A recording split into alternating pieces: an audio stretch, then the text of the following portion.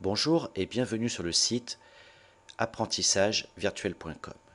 Dans cette leçon, nous allons aborder la notion de gestion des erreurs. Dans notre feuille de calcul, nous possédons un bouton de commande qui va afficher à l'écran une boîte de dialogue lorsque nous allons cliquer dessus. Cette boîte de dialogue nous demande de saisir notre âge. Saisissons notre âge et validons à l'aide du bouton OK. Nous voyons alors la valeur que nous avons saisie s'inscrire dans la cellule A1.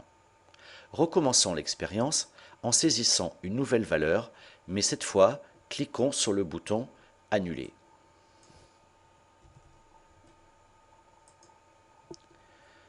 Nous observons un message d'erreur. Ce message d'erreur est constitué de deux lignes.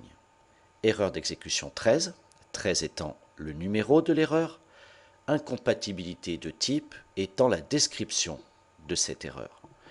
Lorsque nous programmerons en VBA, il ne nous sera pas toujours possible d'envisager toutes les erreurs potentielles. Voyons donc comment retourner les messages d'erreur.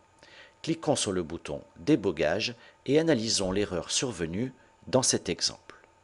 Nous voyons que le débugger s'est arrêté sur l'instruction d'affectation de la fonction InputBox à la variable âge. En effet, la valeur retournée par le système lors du clic sur le bouton Annuler est d'un type incompatible avec le type byte qui a été choisi lors de la création de la variable âge. Voyons comment détourner le message d'erreur.